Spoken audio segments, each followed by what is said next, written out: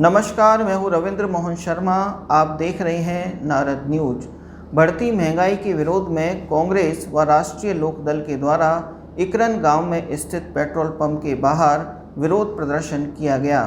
चिकित्सा एवं स्वास्थ्य राज्य मंत्री डॉक्टर सुभाष गर्ग ने विरोध प्रदर्शन का नेतृत्व किया। इस अवसर पर बोलते हुए चिकित्सा एवं स्वास्थ्य राज्य मंत्री ने कहा कि केंद्र सरकार की नीतियों के कारण महंगाई अनियंत्रित हो गई है।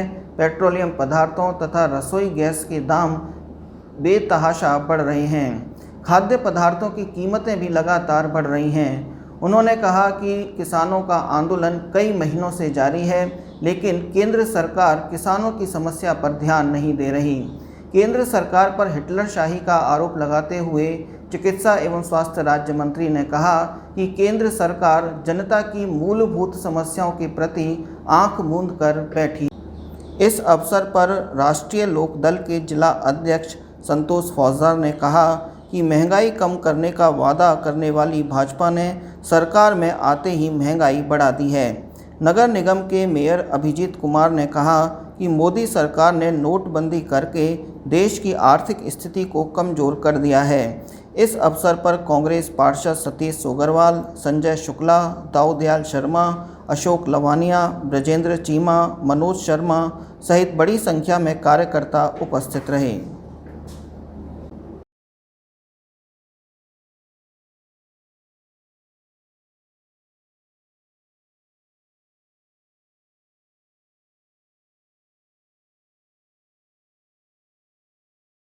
के माध्यम से, कार्टूनों के माध्यम से जनता के सामने रखना। इसमें भी सब कईयों को राष्ट्रों का मुकदमा चला दिया। सुप्रीम कोर्ट चेतावनी दे रहा है क्या राष्ट्रों कानून, क्या जरूरत है राष्ट्रों कानून की।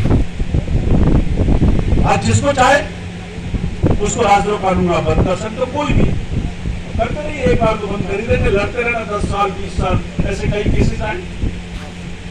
तो लोकतंत्र में अपनी बात कहना, अपनी अभिव्यक्ति करना ये अधिकार है, ये संविधान ने दिया है।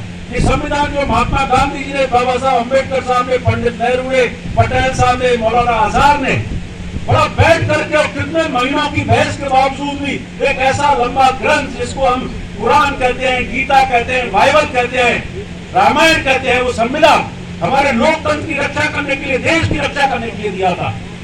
और उस संविधान पर ही खतरे हैं। उस संविधान की बात करना, उस संविधान के तहत अपने अधिकारों की बात करना, कहा जाता है आप तो देश विरोधी हैं। किसानों की बात करना तो आप देश विरोधी हैं। मजदूरों की बात करना देश विरोधी हैं। सरकार की हाँ में मिलाते चले जाइए, तब बहुत बढ़िया। ये तो मैं धन्यवाद देना चाहता हूँ। इस देश में दो ही शक्तियां जो मुख्यमंत्री हैं और रहे, एक ममता बनर्जी और दूसरा अशोक गहलोत। आता है जिससे हम तेल, पेट्रोल और डीजल बनाते हैं, तो क्रूड के प्राइसेस घटते चले गए। हमारे देश में जो पूरी खपत होती है उसका मात्र 18% पैदा होता है। बाकी का 82% जो तेल है वो आयात करते हैं मिडिल ईस्ट कंट्रीज से। ईरान है, इराक है, सऊदी अरबिया, वहां से हमारे यहाँ आता है। और वो उपाय के समय आने पर जवाब देने का सरकार को, तो मैं तो इतना ही कहूँगा कि आप लोग समय पर सरकार को जवाब दें और जवाब मिलेगा वोट से। तो हमारे मंत्री जी महोदय का मैं आभार व्यक्त करता हूँ कि मंत्री जी ऐसे संघर्षशील और 2-3 बातें आपके करना चाहता हूँ। 2014 का तो मोदी जी चुनाव लड़ने आए तो उन्होंने 3-4 वर्षों को फोकस किया। सबसे पहली बात उन्होंने महंगाई की रखी। पूरे देश के अंदर जगह जगह बड़े बड़े बोर्ड लगाए गए और उनमें एक ही बात लिखी, बहुत हुई महंगाई की मार, अब की बार मोदी सरकार। दूसरी बात उन्होंने युवाओं को लेकर कही कि अगर हमारी सरकार आई तो देश में हर वर्ष 2 करोड़ युवाओं को, बेरोजगारों को नौकरी देंगे।